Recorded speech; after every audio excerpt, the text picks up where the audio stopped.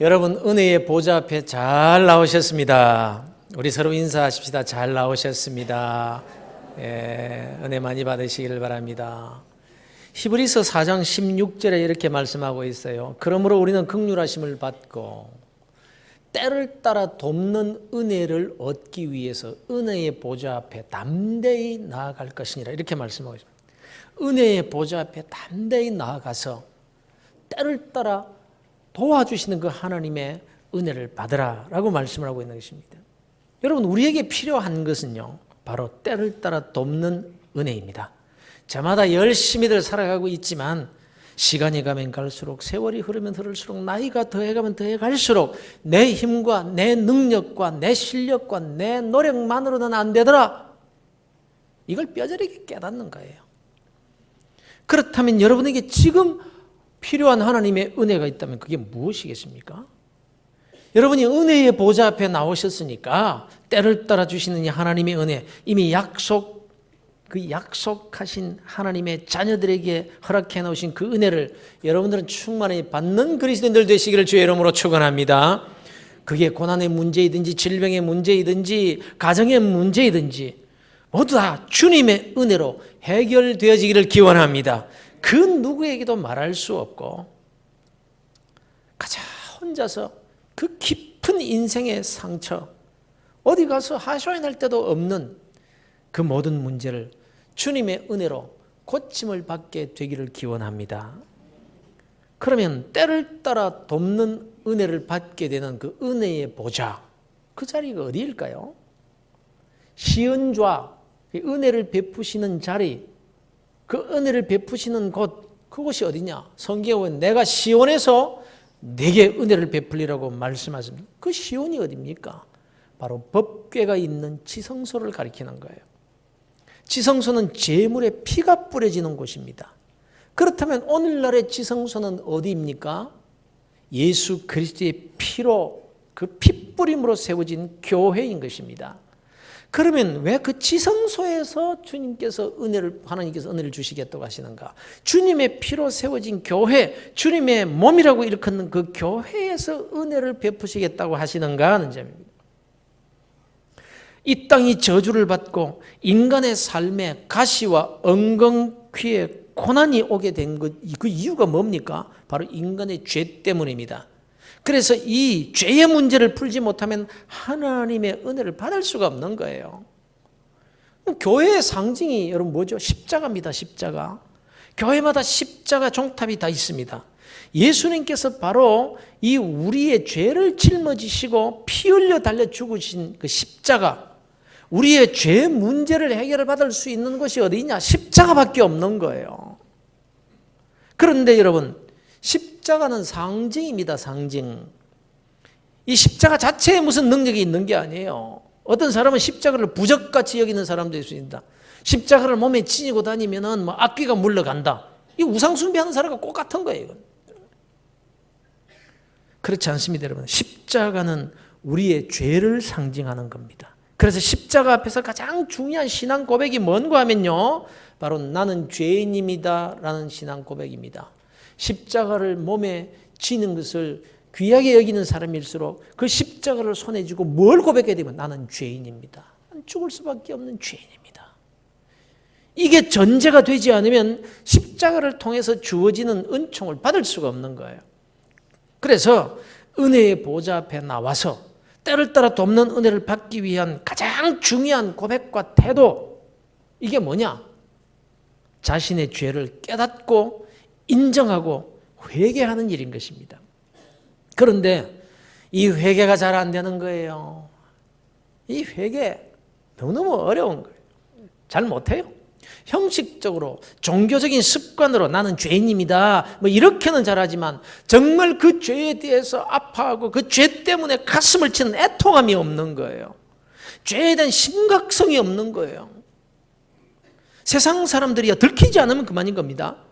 그러나 우리 그리스도인들은 그게 아니거든요. 하나님이 다 보고 계시고 그 죄에 대한 문제를 해결하지 못하면 때를 따라 도와주시는 그 은혜를 받지 못하는 거예요.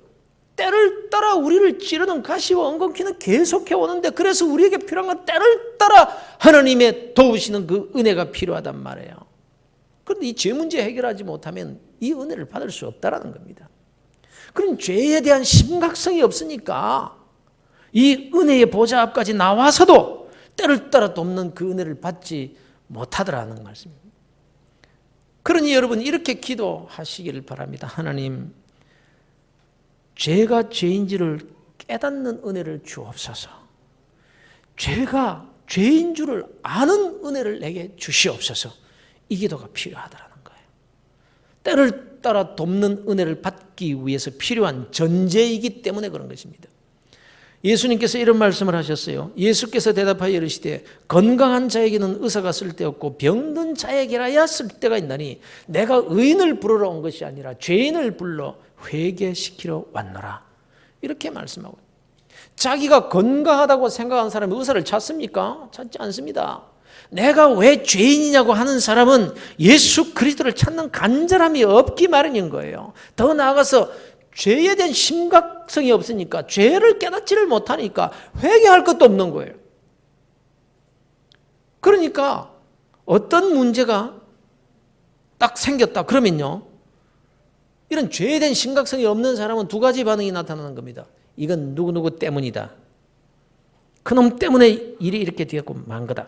이렇게 남에게 책임을 돌리든지, 아니면 내가 실력이 없어서 그래, 재수가 없어서 그래, 나는 안 돼, 어쩔 수 없는 놈이야, 이렇게 자학합니다.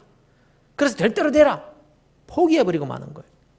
그러나 믿음의 사람은 내가 말씀대로 살지 못한 부분이 무엇인가, 하나님의 뜻이 뭔가, 내가 하나님의 뜻을 어떻게 거스른 건가, 내가 뭘 고쳐야 될까, 이렇게 반응을 하게 되는 겁니다. 그러나 대부분의 사람들은 이런 믿음의 반응을 잘 못합니다. 그래서 하나님께서 인간에게 이 죄의 문제를 해결하고 하나님의 자녀로서의 그 영광스러움을 회복할 기회를 주시기 위해서 이 율법을 주신 거예요. 이 율법을 주시고는 이 계명, 이 율법 지키고 살아라, 그래야 구원을 받을 수 있다, 이게 율법이거든요. 그런데 유대인들이 또 오해를 한 부분이 뭔가 하면요, 이 율법 받은 것을 자기들의 특권으로 여깁니다. 자기들은 이 율법을 지켜서 구원받을 수 있는 특별한 민족이라는 겁니다. 그래서 이방인들은 율법을 설사 지키더라도 소용없다고 생각하는 거예요. 그래서 지금도 자기들에게만 특별히 주어진 그 율법을 지키려고 얼마나 애를 쓰는지 몰라요. 그 율법 지켜야 복을 받으니까, 그 율법 지켜야 구원을 얻으니까. 그런데 실상 하나님께서 이 율법을 주신 이유는 철저하게 잘 지켜서 구원받으라, 이것이 목적이 아니라 인간이 하나님 앞에서 얼마나 죄인인지를 깨닫게 해주시기 위해서 율법을 주신 거예요. 그래서 사실 아무리 우리가 율법을 잘 지켜보려고 애를 쓴다고 할지라도 지킬 수가 없습니다. 뭐 10계명만 딱 내어놓고 우리가 봐도 하나도 지킬 수 없는 거예요. 우상 숭배하지 말아라. 그러면 하나님보다 더 사랑하는 것이 있으면 그게 우상 숭배의 죄라고 말씀합니다. 간음하지 말아라. 그저 음욕을 마음속에 품기만 해도 이미 간음했느니라. 도둑질하지 말라. 탐심만 가지고 있어도 이미 도둑질한 죄를 지었느니라. 살인하지 말라. 남을 미워만 해도 이미 살인했느니라. 그런데 어떻게 율법을 우리가 지킵니까? 그래서 오늘 본문의 말씀은 이렇게 말씀하고 있는 것입니다. 율법이 우리를 그리스도께로 인도하는 초등교사가 되어 우리로 하여금 믿음으로 말미암아 의롭다함을 얻게 하려 함이라. 무슨 말입니까? 율법의 역할이 뭐냐라 이거예요. 그거 지켜서 구원받게 하는 것이 아니라 내가 얼마나 죄인인지 도무지 구원받을 여지가 조금도 없는 사람에는 깨닫게 하는 도구로 주어진 거예요. 그래서 율법은 그리스도에게로, 예수님께로 믿음으로 인도하는 초등교사, 개역 성경에서는 몽학선생, 즉 가정교사와 같다라는 것입니다. 아, 내가 죄인이구나. 어떤 죄인인가? 도무지 율법 앞에 서 보니까 내가 죄가 아닌 것이 없구나. 나는 죄인이구나. 그러면 내가 구원받을 소망이 있느냐? 조금도 없다. 조금도 없다. 그런데 오직 한 길, 예수 그리스도를 믿어서 십자가의 은혜와 보혈의 피로 죄 사함 받고 구원받는 길 외에는 전혀 없구나. 이 가장 기본적인 원리를 깨닫도록 가르쳐주는 그런 초등교사로서의 역할을 하는 것이 율법이다, 이 말씀입니다. 여러분, 우리가 얼마나 할 수 없는 죄인들인 줄 아십니까? 그럴듯하게 포장해서 살아가고 있지만요, 얼마나 우리가 죄인들인 줄 아십니까? 요즘 많이 배우면, 지성인이 되면 사람다운 사람이 되는 줄로 아는데요, 천만의 말씀입니다. 오래전 교도소에서 일하는 한 교도관의 얘기입니다. 이분이 생각하기를, 이렇게 감옥에 들어온 사람을 가만히 보니까 이게 무식해서 그렇다. 그래서 인간의 모든 범죄는 무지에서 오는 것이다, 이렇게 확신하고는, 당시 그를 깨우치지 못한 이런 문맹인들도 많았지 않습니까? 그 죄수들, 그런 죄수들이 많아요. 그래서 그들을 대상으로 글을 가르치고 학문을 가르치는 일에 헌신을 했다는 겁니다. 한 죄수가 그 교도소에 들어왔는데 이 교도관이 정성을 다해서 가르쳤습니다. 글뿐만 아니라 자기가 아는 지식을 아낌없이 다 이렇게 가르쳐서 정말 지성인이 되게 만든 거예요. 남보다 뛰어난 머리로 그를 빨리 깨우치고 알게 되었고, 또 성실함을 인정받아서 이렇게 특사로 출소를 하게 되었습니다. 자기를 가르쳐주는 그 교도관에게 이렇게 말합니다. 고맙습니다. 그를 깨우치게 해주셔서 감사합니다. 내 학문을 알게 해주셔서 감사합니다. 그동안 내가 무식해서 죄를 짓고 살았는데 이제 그를 깨우쳤으니 세상에 나가서 바르게 살 수 있을 것 같습니다. 그래, 열심히 사세요. 이렇게 격려하면서 헤어졌습니다. 그런데 얼마 후에 이 죄수가 같은 교도소에 다시 들어왔더라는 거예요. 교도관이 이번에는 왜 들어왔나 살펴봤더니 죄목이 뭐냐? 문서 위조 사기죄더랍니다. 아는 게 그게 사람답게 살게 하는 것 아니에요. 그것으로 죄 짓는다니까요. 여러분, 남의 얘기가 아니에요. 우리가 다 이런 죄성을 가진 존재들인 거란 말이에요. 하나님을 떠난 지식, 하나님을 떠난 재물, 하나님을 떠난 권력, 하나님을 떠난 쾌락은 결국 다 그리로 가게 되어 있는 거예요. 죄 짓는 쪽으로. 얘기 하나 더 할게요. 정채봉 선생이 생각하는 동화 시리즈라는 책을 썼는데 그 가운데 보면 콧뚜레가 일한다라는 얘기 있습니다. 콧뚜레가 일한다. 어미소가 송아지 2마리를 낳았어요. 이 송아지가 이제 좀 자라서 이제 고삐를 매기 위해서 코에 콧뚜레를 할 때가 됐습니다. 콧뚜레. 여러분, 콧뚜레 뚫는 거 보신 적 있습니까? 콧뚜레가 뭔지도 모르는데 어떻게 그걸 봤겠는지. 콧뚜레. 이 송아지 콧뚜레 할 때요, 아이고, 딱 잡고, 탁 잡고, 팍 찔러서 그냥 콧뚜레 하는 거야. 그렇게 콧뚜레 해요. 그런데 형님 송아지가 농부에게 사정을 한 거예요. 주인님, 제발 저에게는 콧뚜레를 하지 말아주세요. 농부가 대답하기를, 콧뚜레 하지 않으면 망아지같이 될 텐데. 아닙니다, 주인님. 콧뚜레를 해야만 일을 시킬 수 있다는 것은 구시대적 사고방식입니다. 시대가 변했습니다. 두고 보십시오. 콧뚜레를 하지 않으면요, 제가 일을 곱절이나 더 잘할 수 있습니다. 그래서 농부가 이 형님 송아지에게는 콧뚜레를 하지 않고 동생 송아지에게만 콧뚜레를 했습니다. 이 형 송아지가 정말 콧뚜레를 하지 않고서도 일을 열심히 했습니다. 스스로 멍에를 잘 메고 쟁기도 열심히 끕니다. 이제 좀 자라서 어른 소가 거의 다 되었어요. 그런데 이 형 소가 조금씩 달라지기 시작합니다.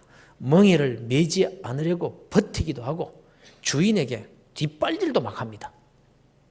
하루는 동생 소가 들에서 돌아와 보니까 형소가 보이지 않습니다. 주인에게 형소가 어디 갔느냐고 물었더니 주인이 대답하기를, 도살장으로 보냈다. 도살장으로 보냈다. 소는요, 콧뚜레가 일하는 거예요. 그 말이 맞아요. 콧뚜레를 하면 열심히 일을 하게 되지만 콧뚜레 안 하면 뒷발질하는 소가 되어서 도살장으로 가게 된다. 사람도 도덕과 윤리의 콧뚜레, 헌법과 교통법과 신호등의 콧뚜레를 끼워 넣지 않으면 이 사회를 엉망으로 만들어버리고 마는 거예요. 학생이 중간고사, 기말고사, 입학시험이라는 콧뚜레를 끼워 넣지 않으면 공부 안 하는 거예요. 그래서 콧뚜레라는 것은 아프고 자유를 빼앗아가고 내 마음대로 못하게 하는 것이지만 그것이 인간에게 없으면 인간을 망하게 만드는 거예요. 이제 우리 문제로 돌아와 보십시다. 세상 사람들에게는 율법이라는 이 콧뚜레가 필요하지 않습니다. 사람들이 만들어 놓은 기본적인 사회 질서법만 지켜도 된다고 생각하는 거예요. 그래서 세상법에 걸리지 않는 죄는 양심의 가책도 느끼지 않고 죄 짓습니다. 들키지만 않으면 돼요.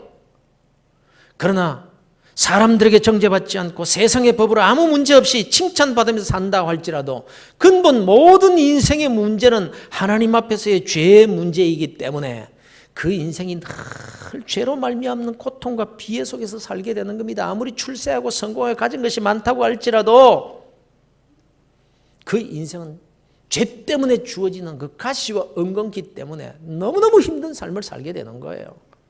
오늘날 인생들이 왜 이렇게 이 세상 살기가 힘드냐 이렇게 하면서도 그게 죄의 문제인 줄을 모르는 거예요.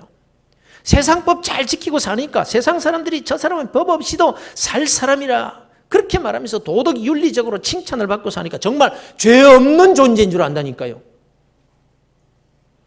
그렇게 살다가 결국 영원한 지옥불에 던져지는 삶을 그렇게 살아가고 있다라는 이 사실은 둘째로 치고도 이 땅에 사는 날 동안에 그렇다라는 거예요. 하나님의 말씀, 곧 율법의 콧뚜레 없이도 잘 사는 것 같습니다. 그러나 인간이기 때문에 당할 수밖에 없는 그 절망 앞에서 사람들이 신음하고 살아가고 있어요. 와글와글 거리는 군중 속에서도 고독해서 외로워서 자살을 합니다. 자기도 모르는 절망감 때문에 술에 취해서 비틀거립니다. 남을 원망하면서 욕합니다. 집에 들어와서 남자로서 가장 수치스럽고 비겁한 행동인 자기가 사랑하는 아내에게 주먹을 휘두릅니다. 그러면서도 모든 책임을 내 탓, 남의 탓으로 돌립니다. 그리고는 혼자 뒤돌아서서 울죠. 아내 탓, 남편 탓, 네 탓이 아니라 내 탓이라는 것을 자기 양심은 아니까. 그래서 몸부림치면서 그런 행동을 하고 있는 자기 자신이 미워가지고 스스로 포기하고 스스로 학대하고 스스로 더 사람답지 못한 행동을 하게 되더라 이 말이에요. 될 대로 되라. 그래서 우리에게 율법의 콧뚜레가 필요한 거예요. 손으로 술집문을 잡았다가도 내가 그래도 부산 북교의 집사인데 이 집사라는 콧뚜레가 발걸음을 돌이키게 합니다. 이것은 하나님이 정하신 계명인데 이 계명을 어기면 징계하셨다고 말씀하셨는데 이 율법의 콧뚜레가 죄를 피하게 만드는데 유익한 도구가 되는 것입니다. 이 율법의 콧뚜레가 나를 의롭게 만드는 것은 아니지만 그 의로운 자리로 인도해 주는 교사와 같다라는 거예요. 콧뚜레를 하고도 얼마나 하나님을 향해 뒷발질을 하는지 모릅니다. 우리 그리스도인들이 이게 아닌데 하면서도 뒷발질하고 그리스도인답지 않은 일들을 얼마나 많이 하고 사는지 몰라요. 목사라는 이 콧뚜레 때문에 많이 참고 견디고 순종의 자리로 나아가는 유익이 참 많지만 그러나 또한 때로는 조 목사야 네가 목사가 아니냐 목사가 어떻게 그러냐 이것 때문에 새벽마다 하나님 난 할 수 없는 죄인입니다.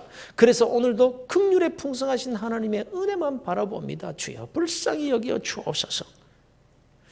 그것이 주님께로 인도하는 의로운 자리로 인도하는 그 콧뚜레와 같은 것이 바로 율법이라는 하나님 말씀이라는 겁니다. 물론 콧뚜레는 괴로운 거예요. 작은 어린아이 꼬마가 엄청나게 크고 힘이 센 송아지를 황소를 몰고 갑니다. 꼼짝없이 따라갑니다. 왜요? 아프기 때문에 고통스럽기 때문에 발버둥 치면 칠수록 어린아이가 끌든지 어른이 끌든지 콧뚜레를 하고 있기 때문에 끌려가는 거예요. 율법이 그렇습니다. 율법은 고통의 콧뚜레와 같습니다. 범사에 유익하긴 하지만 내 인생을 힘들게 하는 것은 틀림이 없습니다. 사랑하는 성도 여러분, 만일 이 콧뚜레를 하지 않고서도 구원의 길을 걸어갈 수 있다면 얼마나 좋을까요? 콧뚜레와는 상관이 없이 하나님의 뜻을 따라 살면서 이 땅에 사는 날 동안 하나님의 약속의 축복을 받아 누리며 살다가 저희 영원한 천국에 이르게 된다면 얼마나 좋겠습니까? 그런데요, 복음의 소식이 있습니다. 복음의 소식. 이 율법의 콧뚜레가 벗어지는 소식입니다. 본문 19절입니다. 그런즉 율법은 무엇이냐? 범법함으로 더하여진 것이라. 천사들을 통하여 한 중보자의 손으로 베푸신 것인데 약속하신 자손이 오시기까지 있을 것이라. 인간이 죄를 지음으로 말미암아 하나님께 율법이라는 콧뚜레를 이렇게 받았지만 그것은 약속하신 자손이 오시기까지 있을 것이라. 예수 그리스도 그분이 오실 때까지만 이 율법의 콧뚜레가 필요하다는 거예요. 예수님이 오시기 전까지는 그 율법의 콧뚜레를 하고 이 율법을 지켜야 산다. 그런데 왜 이렇게 힘이 드냐? 그래도 지켜야지. 내가 살기 위해서. 근데 지키려고 하면 할수록 왜 이렇게 더 아프고 더 힘들고 더 괴롭냐? 그래도 지켜야 산다. 힘들다. 이렇게 탄식하고 있을 때 복음의 말씀이 들려온 거예요. 믿음이 온 후로는 우리가 초등교사 아래에 있지 아니하도다. 너희가 다 믿음으로 말미암아 그리스도 예수 안에서 하나님의 아들이 되었으니 누구든지 그리스도와 합하기 위하여 세례를 받은 자는 그리스도로 옷 입었느니라. 이렇게 말씀합니다. 예수 그분을 믿음으로 말미암아 더 이상 율법의 콧뚜레가 필요치 않은 인생이 되었다라는 거예요. 29절에서는 이렇게 말씀합니다. 너희가 그리스도의 것이면 곧 아브라함의 자손이 약속대로 유업을 이을 자니라. 바로 예수 그리스도를 믿을 때 죄의 문제가 해결이 되고 하나님께서 아브라함에게 약속하신 은혜와 축복을 누리며 사는 인생이 된다라고 말씀하고 있는 겁니다. 그렇습니다, 여러분. 예수 그리스도를 믿는 자들에게는 율법의 조문이 더 이상 우리를 올가매지 못합니다. 너 6계명도 어겼고 너 7계명도 어겼어. 너 불효자식이자. 너 5계명도 어겼어. 그렇습니다. 우리가 예수를 믿어도 죄를 짓기도 합니다. 그러나 과거처럼 더 이상 그 율법에 의해서 우리를 가두지 못한다는 거예요. 비록 죄를 지을지라도 예수 그리스도의 보혈의 피가 깨끗하게 씻어주시기 때문입니다. 그래서 율법은 더 이상 우리를 과거의 죄, 또 현재의 죄, 앞으로 미래의 죄까지도 그것으로 우리를 올가매지 못한다는 것입니다. 그 율법은 예수님이 오시기 전까지만 콧뚜레로 주어진 것이기 때문입니다. 그가 어떤 사람이든지 간에 예수를 구주로 영접하고 믿는 순간 그 율법의 콧뚜레는 벗어지고 만다라는 거예요. 그러면 이제 예수 믿으면 죄 지어도 괜찮다는 말입니까? 이제 예수 믿으면 율법과는 전혀 상관이 없는 삶을 살아도 된다는 말입니까? 그렇지 않습니다, 여러분. 이제 율법의 콧뚜레는 벗어졌지만 그리스도의 옷을 입고 사는 신분이 된 거예요. 누구든지 그리스도와 합하기 위하여 세례를 받은 자는 그리스도로 옷 입었느니라. 여러분, 싫든 좋든 우리는 예수를 옷 입고 사는 신분인 것을 기억하시기를 바랍니다. 다 예수를 옷으로 입고 사는 사람. 참으로 신기한 게 있잖아요. 가만히 보십시오, 여러분. 절에 수십 년을 다니고 아침 저녁으로 다니고 하는 그런 절에 다니는 사람이 죄를 지었다고 해서 세상이 떠들지 않습니다. 그런가 합니다. 그런데 이제 교회에 나온 지 한 달도 채 안 되는 사람인데 그 사람이 교회 나간다 이런 말을 듣는 사람이 죄를 지었다 그러면요 야단이 납니다. 교회에 다닌다는 것이 예수 믿는다는 것이 이럽니다. 왜요? 비록 죄인의 모습 그대로이지만 그가 예수를 믿음으로 말미암아 예수를 옷으로 입기 때문에 그래요. 세상 사람들에게는 보통 사람으로 보이지 않는 거예요. 그냥 기억하십시오, 여러분. 이것은 고통의 콧뚜레가 아니에요, 더 이상. 이것은 영광의 면류관인 거예요. 내가 어떻게 살던 세상 사람들은 우리를 예수로 보는 거예요. 예수로 옷을 입고 있으니까. 그래서 조금만 잘못해도 비판하고 욕하고 난리가 나는 거예요. 예수님의 옷을 입고 어떻게 그러냐. 그러니 목사가 잘못해봐요. 이건 신문 방송에 대서특필하는 거예요. 그러나 여러분, 그렇다고 해서 불편하다고 생각하지 마시길 바랍니다. 나를 괴롭히는 콧뚜레로 여기지 마시길 바랍니다. 영광의 면류관이기 때문에 그렇습니다. 그리스도로 옷을 입은 거룩한 성도라는 증거이기 때문이에요. 바로 이렇게 예수를 옷으로 입은 그리스도인들에게 주님께서 이렇게 말씀하십니다. 새 계명을 너희에게 주노니 새 콧뚜레를 너희에게 주노니 서로 사랑하라. 내가 너희를 사랑한 것 같이 너희도 서로 사랑하라. 새로운 콧뚜레, 새로운 계명을 주십니다. 이것이 거룩한 주님의 옷이라고 말씀을 하고 있습니다. 또 이렇게 말씀하십니다. 예수께서 이르시되 내 마음을 다하고 목숨을 다하고 뜻을 다하여 주 너의 하나님을 사랑하라 하셨으니 이것이 크고 첫째 되는 계명이요 둘째도 그와 같으니 내 이웃을 내 자신같이 사랑하라 하셨으니 이 두 계명이 이 두 율법이 온 율법과 선지자의 강령이니라. 이제 예수를 믿어서 죄사함 받은 우리 그리스도인들에게는 새로운 율법의 콧뚜레가 주어진 것입니다. 사랑의 콧뚜레입니다. 하나님 사랑, 이웃 사랑이라는 옷, 아니 그 사랑에 예수님을 옷으로 입고 있는 자들이라는 거예요. 여러분, 예수를 믿는 믿음 하나만으로 모든 율법의 정죄는 없어졌습니다.